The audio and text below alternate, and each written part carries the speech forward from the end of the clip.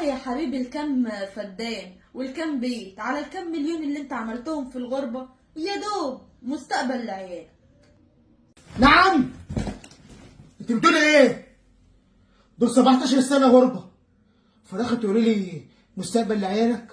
اه ماشي، مستقبل لعيالك كل حاجة، بس مش للدرجة دي يعني. انا كنت بمنع الفلوس عن ابويا، كنت ببعتها لك انت عشان قلت ان انت هتلميني وتحوشيني. علي صوتك كمان، علي صوتك، خليه يسمعك يا حبيبي. يا حبيبي انا عايزة مصلحتك. يا نهار اسود، مصلحتي في ايه؟ مصلحتي في ايه؟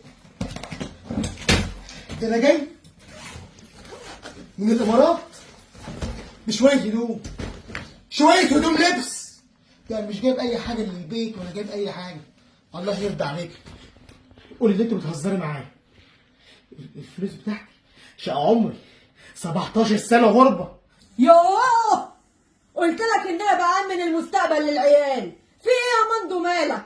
وبعدين يا حبيبي انت عمال تقول لي الغربه الغربه الغربه، هو انا صرفتهم عليا ولا على نفسي؟ انا صرفهم على العيال يا حبيبي عشان دول مستقبلهم، عايزهم ان هم ايه؟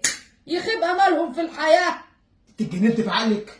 هتأمن مستقبل العيال ب 10 مليون جنيه؟ طب حتى نأمن مستقبلهم مثلا ب 2 مليون جنيه، وباقي الفلوس اعمل اي مشروع في البلد وافضل قاعد جنبيك انت والعيال. يا مندو يا حبيبي، انا وانت لقمه وناكلها مش هنقول حاجه، بطننا مش هتبقى شفافه وتبين اللي جواها، لكن العيلين الغلابه دول ايه ذنبهم في الدنيا ان هم يكبروا ما يلاقوش حاجه ان هم يتسندوا عليها؟ الدنيا بتغلى يا مندو. طب انا ذنبي ايه؟ انا ذنبي ايه؟ عيشوا وانا اللي اتبهدل. بقول لك افهمي، 17 سنه في غربه متبهدل، بنام في الشارع عشان خاطر ان انا اجيب لك الفلوس دي كلها، في الاخر تقولوا لي خلاص راحوا. طب دلوقتي لما شقى 17 سنه غربه انا هعمل ايه؟ طب قولي لي هقعد هنا اعمل ايه؟ يا حبيبي الشغل كتير ومال البلد ومال بره البلد كمان، روح اشتغل في اي حته، حتى لو هتسافر تاني اعمل لك كام قرش لينا وللمستقبل وليا انا وانت.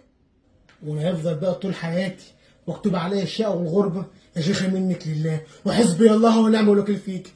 شقه عمري، شقه عمري، الله يخرب بيتك. بقول لك ايه، اغزي الشيطان وهات الفلوس، هات الفلوس اللي انا حطهم في حسابي، الله يرضى عليك، انا مش ناقص. ايمانات على ايماناتك يا مندو، مفيش جنيه هتاخده. واقول لك على حاجه، لو جت ان هي بخراب عليا وعلى بيتي وانك هتطلقني او تموتني، موتني، كده كده انا مأمنه مستقبل العيلين ومش عايزه حاجه من الدنيا ولا باقيه على حاجه. ايه ده؟ انت مين؟ ايه الاسلوب ده؟ وايه الوش ده؟ انت ما كنتش كده وانا مسافر. فين الوش الحلو؟ فين الوش الطيب؟ فين القلب اللي كان بيخاف عليا؟ ده انت كنت بتهون عليا كل وقت. ايه ده؟ انت مين؟ حسبي الله ونعم الوكيل. حسبي الله. ابويا؟ ايوه ابوك يا مندو، ابوك يا مندو. بالله عليك يا بابا اسمعني، بس اسمعني. اسمع يا مندو، انا رحت ضحيه والله العظيم، رحت ضحيه. اسمع يا ابا انا كنت افكر ان دي عامله عليا وعامله على مستقبلي وهتوفر لي كل حاجه. عامله عليك يا ابني. يا ابني انت ما بصتش للراجل اللي عاش سنين وسنين زعلان يا ابني على 17 سنه. انا اعمل ايه يا ابني اللي قعدت سنين وسنين افحط في الصخر عشان اربيك واعلمك واطلعك كويس، لما جيت كبرت وبقى معاك الملايين استخسرتها في ابوك يا مندو ورحت كتبتها باسم مراتك. ليه؟ ليه يا مندو؟ ليه؟ ده انا عملت معاك المستحيل يا مندو. كان غصب عني والله يا غصب عني. دي اللي ضحكت عليا وقالت لي انا اشيل لك كل جنيه. ضحكت على مين يا عينيا؟ في ايه يا عمر؟ مالك يا حبيب مراتك؟ ضحكت عليك في ايه؟ ضربتك على ايدك؟ ضربتك على ايدك عشان انت تجيب لي الفلوس بتاعت عيالك؟ هو انا العيال دول جايباهم منين؟ جايباهم من الشارع؟ في ايه يا مندو مالك مدفوق كده وتصحصح يا حبيبي؟ قابل واشرب يا ابني قابل. في ايه يا حمايه؟ مفيش حاجه يا هو ابني. الوقت خلاص الدنيا كلها اتهاجت ماجت عليا انا. في ايه يا مندو؟ انت ما جيتش حتى لقيت ان انا منكسه البيت. انا كل ده يا حبيبي شايلاه للعيال، هم ذنبهم ان هم يطلعوا من الدنيا يبقوا زي انا وانت وابوك. ذنبهم ان هم يطلعوا يشوفوا الشقه والقرف والجوع.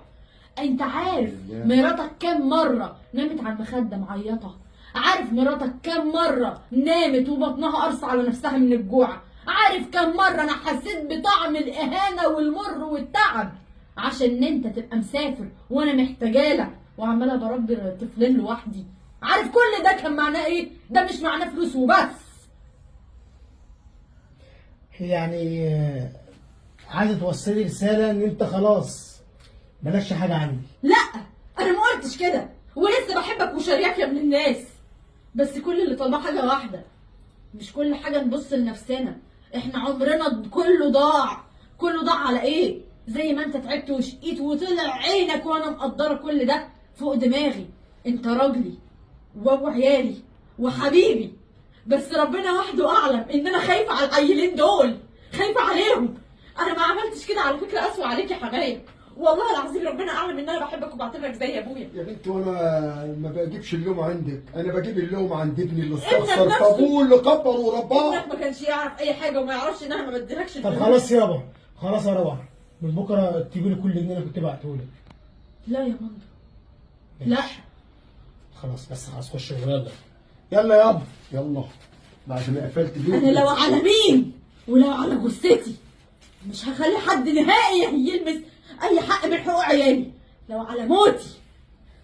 بس ما كانش ينفع تعملي كده يا روعه، مهما كان ده جوزك، ولما يرجع من الغربه يلاقي ان كل قرش هو شاله ومأمنك عليه تقول لا انا مش هديهولك.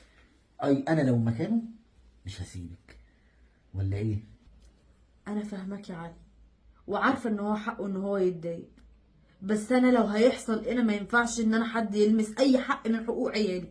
انا خايفه عليهم على فكره، انا امهم، وخايفه اكيد على مندو، وعارفه ان هو بيحبني وبيحب ابوه، بس والله العظيم انا كل اللي خلاني اعمل كده كان خوف على عيالي.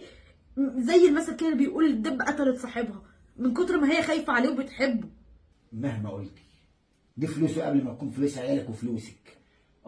انت صبرت وعملت وكل حاجه ما قلناش حاجه، لكن لما يرجع ما يلاقيش فلوسه وواحده ست هي اللي هتتحكم وتقول اديك ايه وما اديكش ايه، ده غلط. ولا انا كلامي ايه؟ ولا انت مش فاهمه؟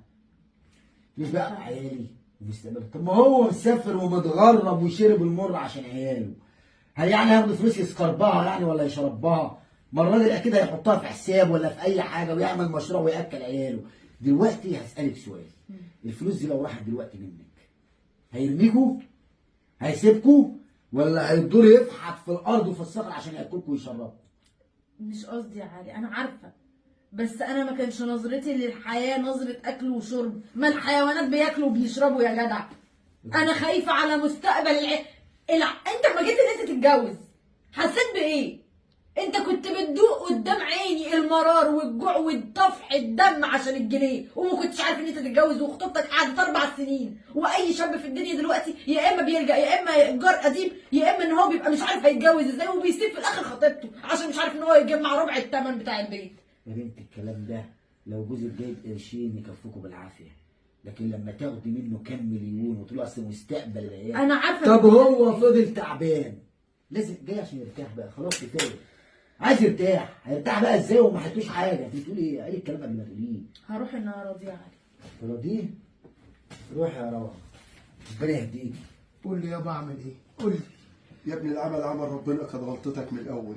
يا ابني ما فيش مشكله انك تامن مستقبل لمراتك واولادك، ما فيش مشكله، لكن تروح تحط لهم كل شيء اكيد هيطمعوا فيه. هتعمل ايه الست؟ دقت الشقه والتعب والمر، فدي غلطتك. انت امنت مراتك وما امنتش ابوك اللي كبرك ورباك. انت ومالك لابيك. ما فكرتش في الحته دي، وفكرت انك تبعت وتحوش وتكوش على كل شيء يا مندو. ليه يا مندو؟ نسيت ابوك كان بيشقى ويتعب قد ايه عشان تكون سند له بعد ما يكبر ويكون محتاج تبقى سند له في الدنيا دي بعد ربنا. لا يا مندو، ما هي غلطتك يا ابني. غلطتك يا ابني. انا اعرف حكايه دبحتني قبل كده وانت بتقع في نفس الوقعه، او اي راجل بيقع. كان ليا واحد صاحبي جاني بيبكي بسبب كتب لابنه البيت والارض والفلوس في البنك وعمل له توكيل عام. عمل ايه؟ الواد مات، مراته طمعت في كل شيء، شحطته بره، قالت له مالكش مكان، البيت بيتي وبيت عيالي مستقبل عيالي، ورمت الراجل بره. خدته وطقطقت عليه، كان بيجي ينام معايا. يا مندو بيحصل كتير في الدنيا واحنا ما بنتعلمش. يا ريت يكون درس لك ولأي واحد. احكي حكايتك للناس عشان الناس تعرف يا مندو، عشان كل واحد يحافظ على بيته وعلى اولاده، وبرضه يعمل مستقبل لنفسه. زي ما بيعمل مستقبل لمراته وعياله يعمل مستقبل لنفسه. لكن انت كده ضيعت نفسك وضيعت كل شيء وزعلت ابوك منك.